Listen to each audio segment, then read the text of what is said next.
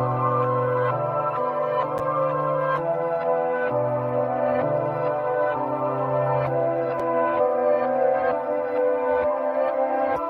Legend Beats.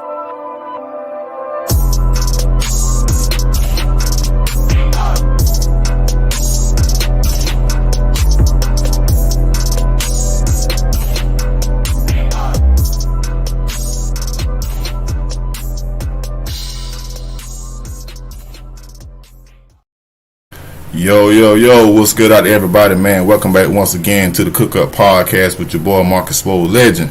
Once again, I got a very talented musician in the building, man. She goes by the name Nia, all the way out of Texas, bro. What's going on? How you doing tonight? Pretty good. Just hanging out with the kids and the family, you know. Yeah. I see you're a very talented musician. So tell everybody how you got into being such a talented with music and just being a great flute player. Well, I remember in about like 5th grade, we had like the middle school band director came into the elementary school, and she was like, "Who wants to join band?" And at first, I thought I was going to play the trombone. Mm-hmm. I liked it; it was making these loud noises. But then she took the flute out and she started playing so fast. Mm-hmm. I was like, I'm gonna do that one. She looks like a show off, and I was like, I want to show off.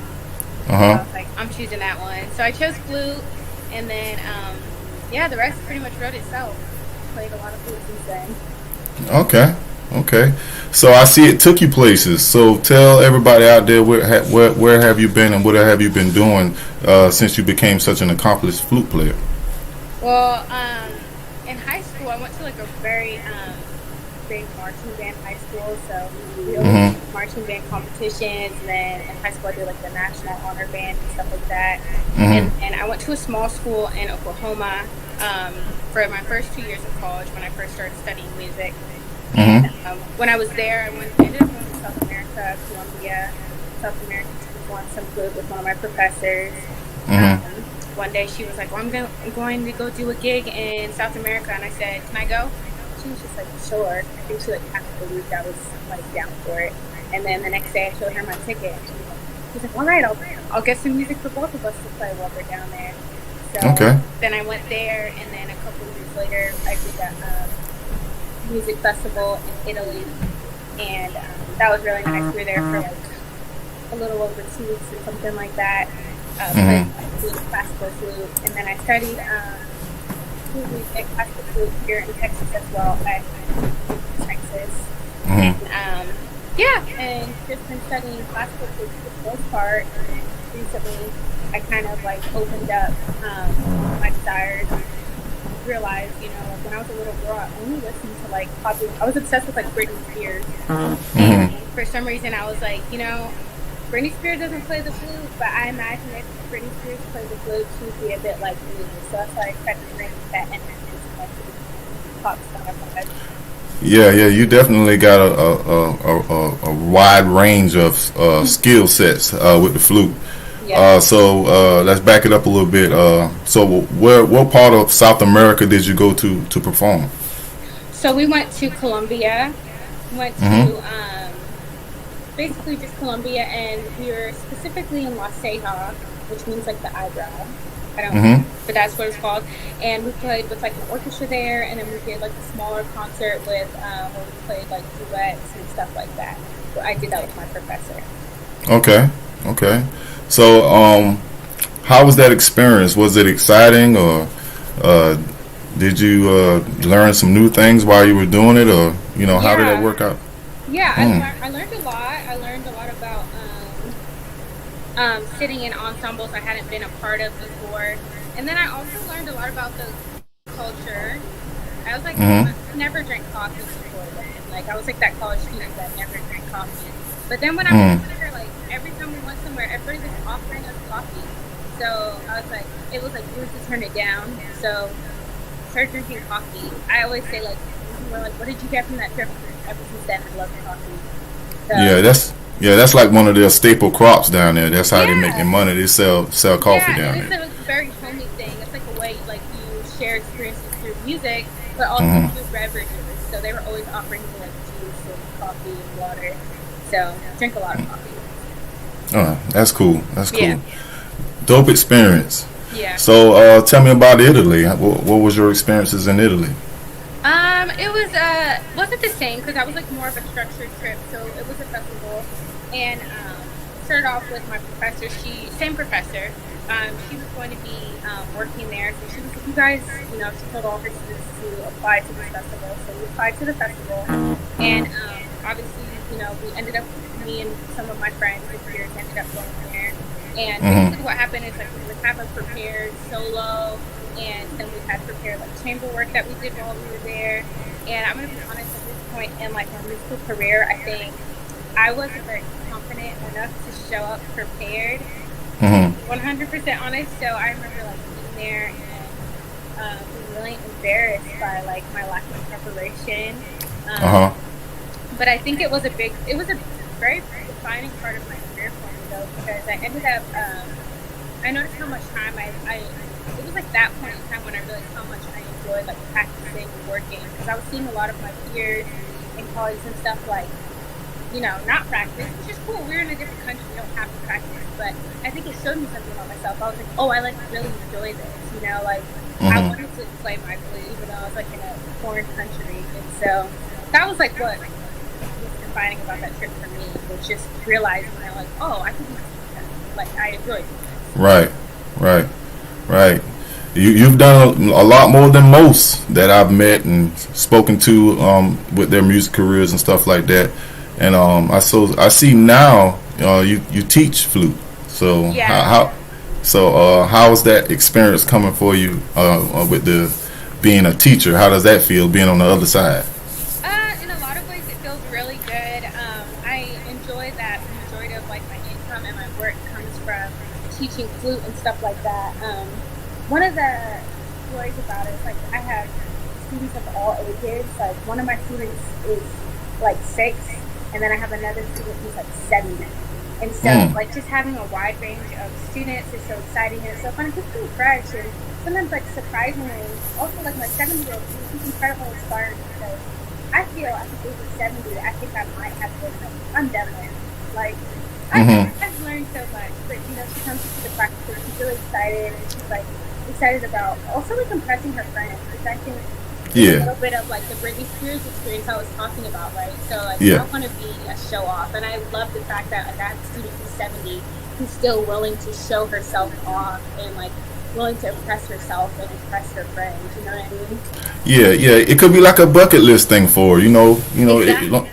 And then you never stop learning until the day you die. You're always going to be learning something. Yeah. So you got to admire that spirit in her. She's still willing, to, do some things that she dreamed of doing, before her time's up, and For sure. that's what life's all about. It's all about fulfilling your dreams and being that person that you really think that you are, Right. So I could definitely dig that. I respect that. Yeah, she started lessons because she wanted to have a Christmas party and like play flute for her friends. So she was like, oh, this is why I'm getting lessons. And so she did that. And like, I remember her again yesterday. She saw me like, my friends were so impressed by my flute playing. And that's just as a teacher to hear, just that your students are. The results, Yeah, and that they're proud of themselves. Yeah, most definitely. So, do you plan like moving forward? Like, do you want to like collab with other musicians or other producers out here? Anything like doing like recording tracks or anything like that? Do you plan on doing? Absolutely. I think one of the things, like, I would love to be on like every rap album. They're like, I mean, flutist, like not just a flute, like a flute looper, I think everything is cool, but I want to do like these big solos on these rap songs, like how back in the day, not that I'm older, I think I told you this the other day, like in the 80s when they used to have guitar solos on everything. I want people to be like, I want a big Nia flute solo on everything. I want to show off on everybody's album. That's like my goal. And speaking on that, right now the flute is very popular in trap music. Like, I even got a lot of flute samples right now. I use them from time to time, but like for whatever reason, the flute is where it's at right now. Everybody love the flute. With the trap music, you know what I'm saying? Absolutely. And a lot of those flutists are doing like really cool loops. and like that's really cool. And I love the flute. It's like very exciting. And I think that's a little bit like where I set myself apart because I don't just want to do like a 12-note melody that gets like flute, you know. I really do want to like give something that sparkles to like a tape. So yeah, you want to like fully solo it, like I want yeah. to, like when I think of like Bohemian Rap or like the Beat It, Michael Jackson's Beat It, like everybody can sing along to the guitar solo, you know, or Bohemian Rhapsody, everybody could sing along to the guitar solo in that. Like I want that, or people are like, oh, I know exactly who played that flute solo. Right. Sing it just as much as I want to sing the lyrics. Yeah. You know, and in today's trap music or either rap music, like you can do that, but what it is, they kind of dumb it down a little bit. They dumb the music down just a little bit. Like instead of making it all complex, they just do like simple things, but they know how to make it pop and highlight certain instruments to make the beat hot. You know what I mean? Right. So it's different things they do to it now. But yeah, definitely. I'm interested in getting a solo from you. Cause I got some beats. I could use a little spicing up, you know. I could definitely spice. Yeah. So,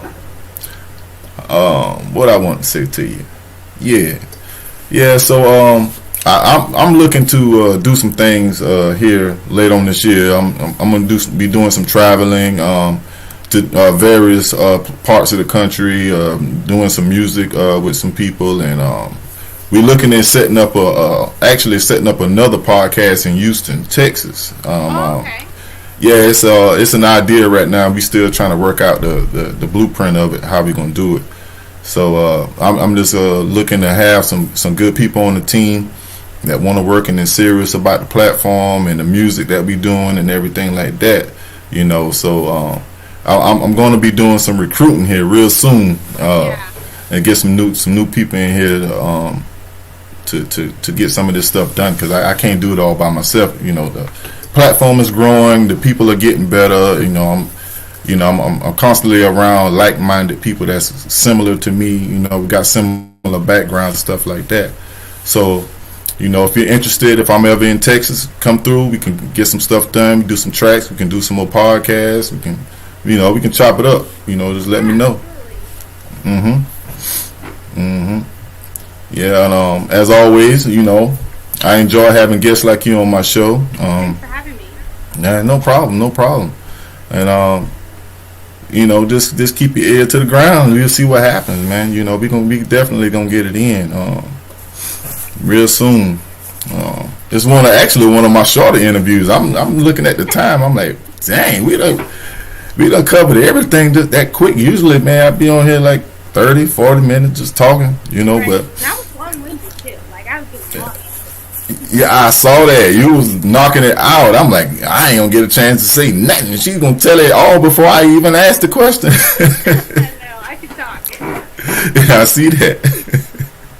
Same personality as a flute. Like, I'll talk with my flute too. Yeah, but it's been good having you on the show. We definitely gonna stay in touch, and we gonna get everything done, like I said. And to everybody out there that's watching, man, this was the Cook Up with your boy Marcus Swole Legend, bro. We up out of here.